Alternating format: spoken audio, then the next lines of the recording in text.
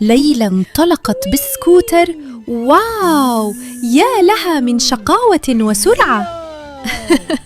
لكن انظروا، هناك خلف الشجرة الذئب الغبي يمسك قشرة موز ويخطط لمقلب. أو لا، الذئب تحمس ونسي الموز، تزحلق بها وطار في الهواء. ليلى تضحك على غبائه الشديد. والآن الذئب يتسلل لبيت الجدة وينام في السرير.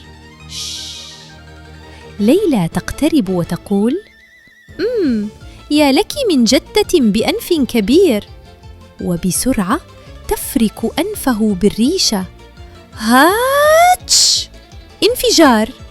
الذئب يطير من النافذة ويحطم الزجاج. لكن انظروا للمفاجأة، الجدة تظهر وهي ترقص به بهوب رائع، وبيدها بيتزا ساخنة. يا لذاذة! مسكين الذئب يقف عند النافذة المكسورة وينظر للبيتزا بجوع وشهوة. لعابه يسيل.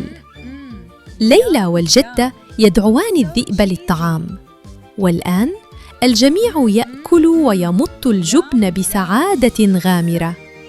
وفي النهاية الكل يرقص ويحتفل في حفلة بيتزا مجنونة. هيهات!